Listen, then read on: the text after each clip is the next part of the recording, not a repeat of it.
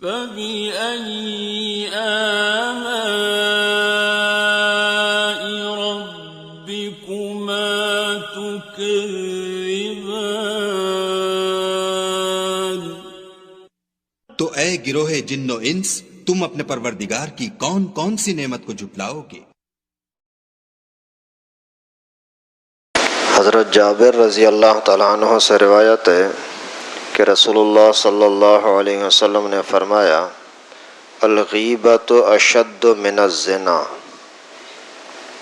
غیبت کرنا، گلہ کرنا زنا سے زیادہ خطرناک ہے۔ اللہ کے نبی صلی اللہ علیہ وسلم فرماتے ہیں کہ غیبت کرنا زنا سے زیادہ خطرناک ہے۔ زنا کی کتنی خطرناک قسم کی سزائیں ہیں، ان کو سنگسار کیا جائے، اور غیر شادی شدہ ہے تو اسی کو کوڑے لگائے جائیں، اور آخرت کی عذاب الگ۔ اسی طریقے سے غیبت بھی اتنی ہی خطرناک چیز ہے کہ یہ بھی لائق یا قابل تو اس کے ہے کہ اس کو بھی سنگسار کیا جائے، لیکن اس کی سزائیں بھی خود رسول اللہ صلی اللہ علیہ وسلم نے مقرر فرمائی ہیں کہ اسی کو بھی تہمت والی ہی سزا دی جائے، یعنی کوڑے لگائے جائیں، 80 کوڑے۔ باقی بات یہ ہے کہ غیبت کرنا تو عام سا کام ہے، بڑی آسانی کے ساتھ آدمی کر لیتا ہے، اور زنا کے لیے تو کتنی چھپنا پھر کوششیں کرنا، پھر یعنی بہت سارے اسی کے لیے کوششوں کے بعد جا کر کے زنا تک پہنچتا ہے۔ اس کے باوجود پیغمبر کریم نے غیبت کو اس کے برابر قرار دیا اور اسے زیادہ سخت قرار دیا۔ کیوں؟ اس لیے کہ جب آدمی زنا کرتا ہے تو اپنے آپ کو بھی وہ برا سمجھتا ہے کہ میں غلط کر رہا ہوں، اور غیبت کرنے والا اپنے آپ کو برا ہی نہیں سمجھتا، اس کو بالکل ہلکا سمجھتا ہے۔ جب برا ہی نہیں سمجھتا تو پھر توبہ کہاں سے کرے گا؟ اس وجہ سے بہت سارے اچھے خاصے نیک لوگوں کو بھی آپ غیبت کرتے ہوئے سنو گے نا، ان کو بولو گے بھائی غیبت نہ کرو، بولے گا نہیں میں حقیقت بیان کر رہا ہوں، حالانکہ حقیقت ہی کسی کا عیب بیان کرنا یہ غیبت ہوتا ہے۔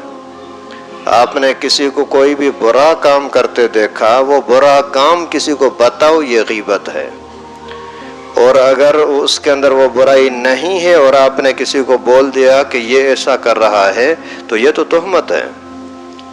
تو اللہ کے نبی صلی اللہ علیہ وسلم نے غیبت کے متعلق فرمایا کہ یہ زنا سے زیادہ گناہ اور خطرناک ہے۔ اللہ تعالیٰ نے فرمایا کہ غیبت کرنے والے ایسے ہیں گویا کہ اپنے بھائی کا گوشت کھا رہے ہیں، گوشت کھا رہے ہیں، کتنا خطرناک گناہ ہے۔ اور یعنی کسی بھی مسلمان کی کسی کافر کی غیبت کرنا جائز نہیں ہے۔ ہاں ان کے برے عمل کی وجہ سے، کافروں کے برے عمل کی وجہ سے بولو کہ یار یہ تو ایسے ہیں کہ یہ جا کر کے بتوں کو پوجتا ہے اور شراب وغیرہ کا ان کے ہاں بھی جائز ہے، اس طرح سے کرنا تاکہ یہ خود اپنے آپ کو ان کے برائیوں سے بچائے، یہ تو ٹھیک ہے۔ یا کسی بزرگ کے سامنے، کسی باپ کے سامنے جا کر کے بولنا کہ تیرا بیٹا آج سگریٹ پی رہا تھا، نشہ کر رہا تھا، اس کی اصلاح کے لیے اگر کرتا ہے تو یہ غیبت نہیں، ثواب ہے۔ لیکن ایک دوسرے کو بتاتے پھرنا، کسی کی بھی برائیوں کو ظاہر کرنا، یہ غیبت ہے اور بہت بڑا گناہ ہے۔ تو اللہ تعالیٰ فرماتے ہیں یہ مسلمان بھائی کا گوشت کھانا ہے۔ کسی کو ابھی کون چاہے گا کہ میں کسی کو گوشت کھاؤں؟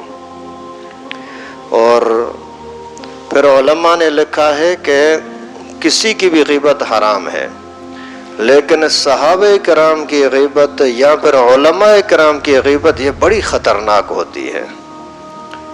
یعنی علماء کا گوشت، علماء فرماتے ہیں کہ علماء کا گوشت بڑا زہریلا ہوتا ہے، اگر آپ نے ان کا گوشت کھا لیا یعنی ان کی غیبت کر لی نا تو اللہ تعالیٰ آپ کے گھر سے ایمان کو، دین کو بھی چھین لیں گے اور سکون کو بھی چھین لیں گے۔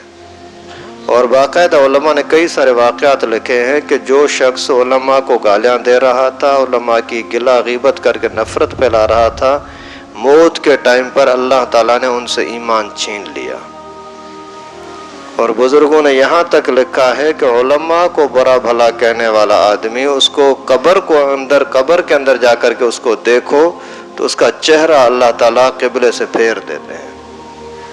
اس وجہ سے کسی بھی غیبت کرنے سے اپنے آپ کو بچاؤ، اور اگر کسی میں خرابی ہے تو اس کو کیا کر سکتا ہے، اس کو سمجھانا چاہتا ہے، بسم اللہ سمجھا، دوسروں کو ادھر ادھر پھیلا کر کے آپ کو فائدہ کیا ہوگا؟